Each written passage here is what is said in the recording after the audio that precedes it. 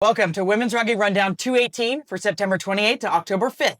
This week, we'll cover the final World Rugby Rankings of 2025 and the World Rugby Awards Try of the Year and 15's Dream Team of the Year. Waikato were crowned back-to-back winners of the Dr. Farah Palmer Cup, and we'll check in on a few international sevens tournaments and get updates on domestic competitions around the world. I'm Wendy, here to bring you the latest in women's rugby news. This is your Women's Rugby Rundown, and we're about to kick off. In international 15's news, the final World Rugby Rankings of 2025 are in, while England and Canada maintain their positions at the top. A number of teams climbed or fell. Japan moved up to 11th, while Wales fell to a new low at 12th. Other teams like Fiji and Brazil made notable jumps, reaching their all-time highs, Fiji 13th and Brazil 25th.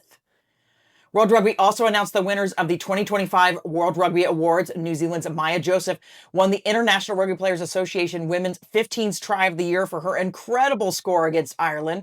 The awards also named the World Rugby Women's 15's Dream Team of the Year, which features 5 players from World Cup champions England, 4 from finalist Canada, 3 from New Zealand, and 1 from France. In international sevens news, Japan secured victory at the first stop of the Asia Rugby Emirates Sevens Series in China, defeating China 24-19 in the Cup final. The win puts Japan in a strong position as they head into the final stop of the series, October 18th in Sri Lanka.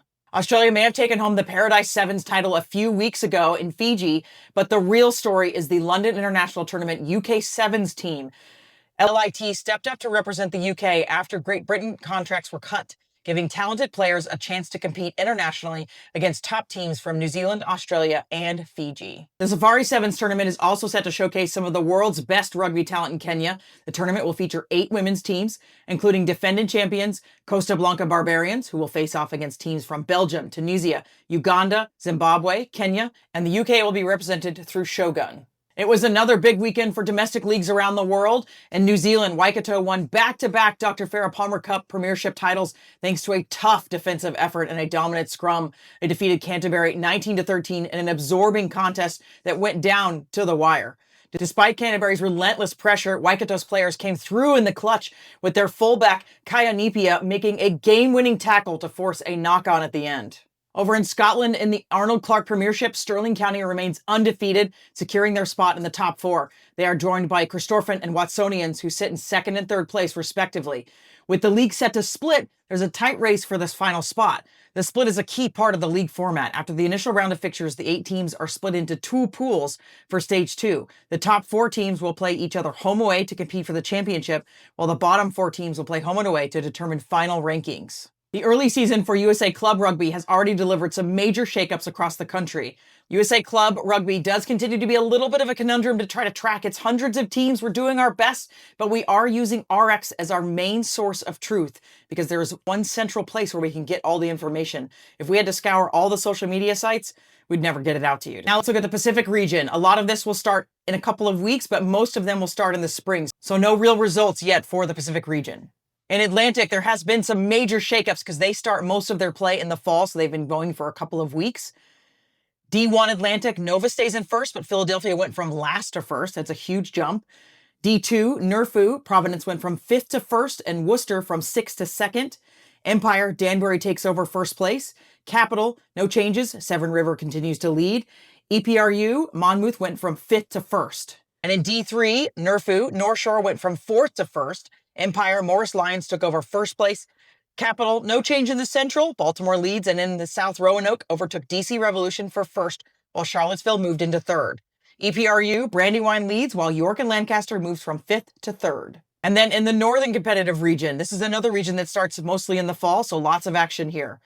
In the Mid-America, the Patriots jumped from last to 2nd. The Sabres lead overall. There was a forfeit that wasn't recorded. It's now been updated in RX. In Midwest Premiership, Eastern, Pittsburgh Forge lead. Western, Metropolis Valkyries over Chicago Lions. Again, some updates got put into RX, so our initial updates were incorrect. And then in Midwest D2, Western, Palmer College leads. In Northern, Rochester Renegades are on top. In the Central League, Fort Wayne on top. And in the Eastern League, Pittsburgh Forge leads that one as well. For Rocky Mountain, we believe play has started, looking at some of the social media across the teams, but no information in RX yet. Round 2 of Ireland's Nigeria AIL saw defending champions UL Bohemians secure a 44-17 victory over Railway Union. However, the Galwegians took over the top spot after a dominant win against Wicklow, while Innis and Cook also continued their winning momentum. Blackrock College also earned a bonus point win against Old Belvedere. In Spain's Iberdrola, round 2 saw some epic victories as Majadahonda and Rileta Kratkunyara both kicked off their seasons with wins. The defending champions El Salvador maintained their dominance with a decisive victory over Cisneros. Round 1 of Canada's BC Premier saw Ma'arloma and Burnaby Lake secure decisive victories to start their seasons. With a commanding 41-17 win over Castaway Wanderers, Mare Aloma currently leads the table. Defending champions Vancouver Thunderbirds and other teams are yet to begin their season. And round 1 of the Nan Fung Group Airside Hong Kong Premiership, the defending champions Society General Valley began their season with a strong 33-0 win over Kroll Tigers.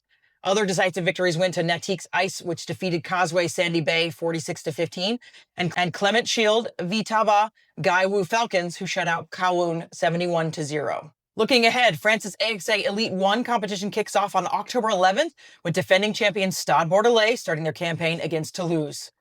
Italy's Series A Elite Women's Competition kicks off on October 19th. The defending champions Villorba will be looking to secure their 3rd consecutive title. Never miss one of our episodes. Women's Rugby Rundown is available anywhere you get your podcasts from.